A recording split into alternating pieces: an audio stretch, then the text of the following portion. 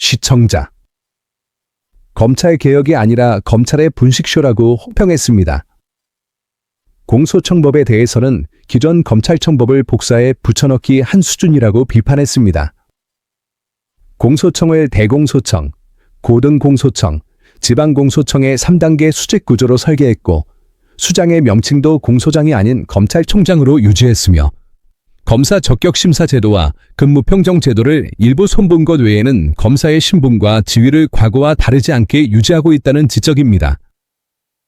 이 비판의 감정 표현을 걷어내고 보면 결국 한 가지 질문으로 귀결됩니다. 간판만 바꿨을 뿐인데 누가 그것을 개혁이라고 부르겠느냐는 질문입니다.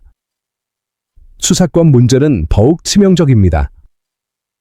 조국혁신당은 공소청법에서 검사의 수사 개시 규정을 삭제했다고 해서 수사권 남용이 사라지는 것은 아니며 검사의 수사권은 여전히 형사소송법 제196조에 살아있다고 강조했습니다. 자격은 조국혁신당 의원은 기소와 수사 분리의 진정성을 인정받으려면 형사소송법 제196조를 폐지해야 한다고 지적했습니다. 보안수사권 역시 결국 형사소송법 개정에 달려있는데 정부는 이에 대한 입장과 계획을 제시하지 않고 있다는 비판도 나왔습니다. 황운하 조국혁신당 의원은 지방선거 일정과 국회 재구성까지 거론하며 이 시기에 형사소송법을 손보지 않으려는 불순한 의도가 깔려있다고 지적했습니다. 표현은 거칠지만 핵심은 분명합니다. 법안 2개만 바꿔놓고 형사소송법을 그대로 두면 수사와 기소 분리는 결국 허울에 그칠 수 있다는 경고입니다. 겉모습만 바꾸고 본질을 건드리지 않는 개혁은 가장 안전하지만 가장 무책임한 선택입니다. 일정 압박도 구체적으로 제시됐습니다. 이광철 조국혁신당 끝까지 간다. 특별위원회 총괄간사는 정부 조직법상 10월 공소청과 중대범죄수사청 시행을 위해 4월 2일까지 국무회의를 통과해 공포돼야 하며 이를 역산하면 두 법안은 3월에는 국회 본회의에 올라와야 한다고 설명했습니다. 형사소송법 역시 개정이 필요하고 국회 입법 이후 최소 6개월의 시행령 준비 기간이 필요하므로 4월 2일까지 형사소송법도 반드시 국회를 통과해야 한다고 강조했습니다. 이 일정론은 단순한 조급함이 아닙니다. 일정이 늦어질수록 타협의 공간은 커지고 타협이 커질수록 설계의 뼈대는 흐려지며 그럴수록 권력은 다시 원래 자리로 돌아간다는 경험칙에 기반한 요구입니다. 개혁은 시간을 끌수록 불리하며 검찰개혁은 특히 그렇습니다.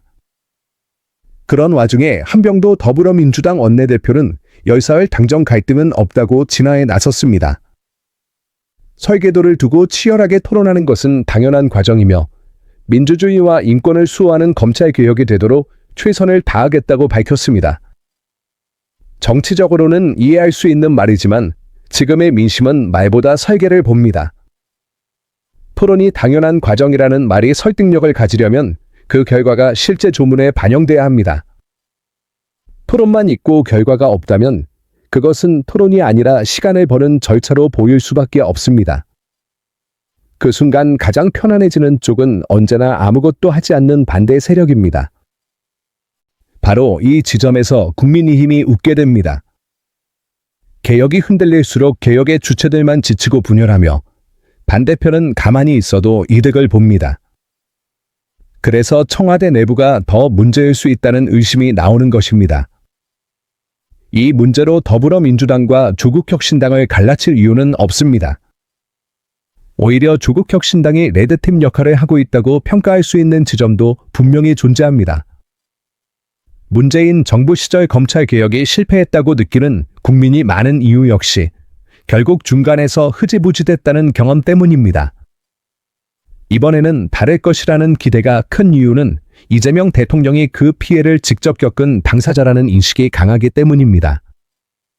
이재명 대통령의 성격상 개혁을 흐지부지할 인물로 보이지 않는다는 평가가 나오는 것도 같은 이유입니다. 조국 대표 역시 마찬가지입니다. 두 사람 모두 정치 수사와 조작 논란의 한복판을 지나온 인물이라는 점에서 어설픈 개혁이 어떤 후폭풍을 부르는지 누구보다 잘 알고 있을 것입니다. 그래서 지금의 혼란은 더 낯설게 느껴집니다. 법무부는 사람의 선의를 이야기하기 전에 제도의 위험을 먼저 인정하고 그 위험을 제거하는 설계를 내놓아야 합니다. 이 흐름이 맞아떨어질 때 검찰 개혁은 흔들리지 않습니다. 국민은 어설픈 개혁을 원하지 않습니다.